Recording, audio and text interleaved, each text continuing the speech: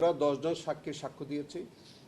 10 জন সাক্ষী প্রত্যেকটি চার্জের বিষয়ে সুস্পষ্টভাবে আদালতে তাদের এই অভিযোগ প্রমাণ করেছে এবং অডিও ভিডিও প্রমাণ করেছে। তিনি আদালতে 2 জন সাফাই সাক্ষী দিয়ে তিনি কিন্তু পরিষ্কারভাবে তার যে অডিও রেকর্ডিং, মিরর সাক্ষাৎকার এবং চ্যানেল 24-এ তার যে এগুলি চ্যানেল 24 নিউজ 24 সেইগুলোতে সবগুলো বক্তব্য তিনি কিন্তু স্বীকার করেছিলেন। তো তার এরকম স্বীকারোক্তির পর অন্যান্য চার্জ প্রমাণিত হবে না, এটা আমাদের কাছে বোধগম্য মনে হয়নি। আমরা খুব পরিষ্কারভাবে বলতে চাই যে প্রসিকিউশন পক্ষ প্রত্যেকটি চার্জ তার বিরুদ্ধে সন্দেহাতীতভাবে প্রমাণ করতে সক্ষম হয়েছে। আসামি হাসানুল হক ইনুর বিরুদ্ধে 3টি চার্জে প্রতি চার্জে 10 বছর করে 30 বছরের সাজা দিয়েছে এবং 2 লক্ষ টাকা জরিমানা করেছে। আমরা এই রায়ে মোটেই সন্তুষ্ট নই। আমরা মনে করি তিনি তার যে অপরাধমূলক কর্মকাণ্ডের জন্য তিনি সর্বোচ্চ শাস্তি পাওয়ার জন্যে তাকে সর্বোচ্চ শাস্তি দেওয়া উচিত ছিল, কিন্তু তা না করে ট্রাইব্যুনাল আজকে যে সাজাটা দিয়েছে এইটা একেবারেই তাদের স্বেচ্ছামূলক। আমার মনে হয় যে তারা যথাযথভাবে সাক্ষীর সাক্ষ্য পর্যালোচনা করতে ব্যর্থ হয়েছেন। আমরা এই রায়ে মোটেই সন্তুষ্ট নই। এই রায়ের বিরুদ্ধে আমরা অবশ্যই আপিল করব। পাশাপাশি আমরা মনে করি যে 3টি চার্জে তারা শাস্তি দিয়েছেন, এই 3টি রায়েও এই শাস্তি অপ্রতুল। এই সাজা বৃদ্ধির জন্য আমরা আপিল করব। যেসব চার্জ থেকে অব্যাহতি পেয়েছেন, খালাস দিয়েছেন, সেইগুলি সহ যেগুলোতে শাস্তি দিয়েছেন সেইগুলো সাজা বৃদ্ধির জন্য আমরা রায়ের কপি প্রাপ্তির সাপেক্ষে আমরা যথাসময়ে আপিল দায়ের করব। দেখেন, আসলে 3টি আলাদা আলাদা চার্জ, 3টি আলাদা আলাদা চার্জ, 3টি আলাদা আলাদা অপরাধ। সাধারণত যখন একটি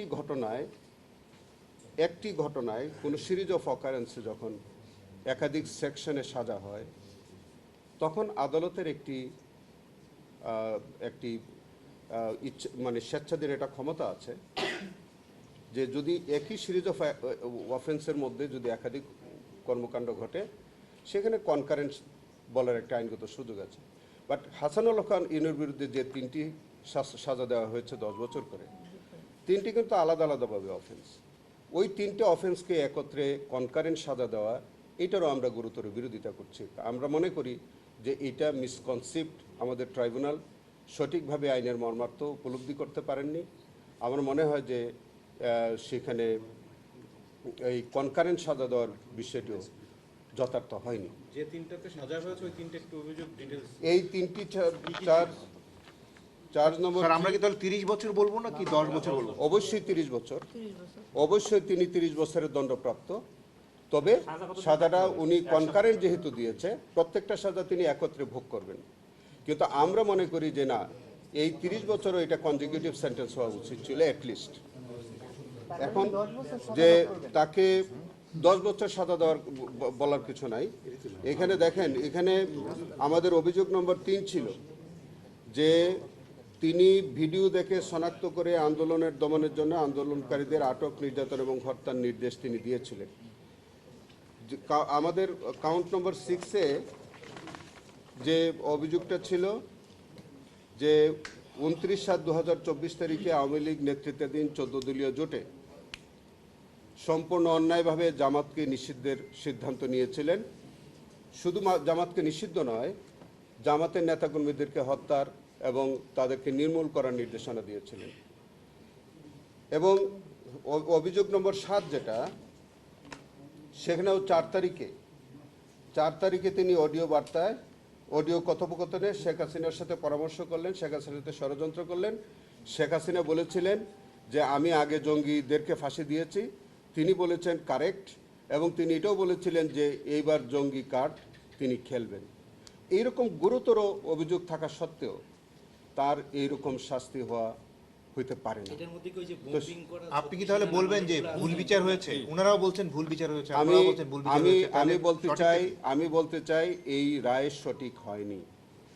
আমার মনে হয় যে আমরা এটা যদি আপিল দায়ের করি উচ্চ আদালত থেকে, প্রত্যেকটি কাউন্টে যেগুলো থেকে শাস্তি বা তাকে ছেড়ে দেওয়া হয়েছে সবগুলোতে তার সাজা প্রমাণ হবে, তাদেরকে দোষী সাব্যস্ত হবেন, এবং আমরা যে 3টি চার্জ প্রমাণ হয়েছে বলে বলছে সেগুলো থেকেও সাজা বৃদ্ধির জন্য আমরা আবেদন করব, আপিল করব, এবং আমরা বিশ্বাস করি যে সেগুলোতেও সাজা বৃদ্ধি পাবে।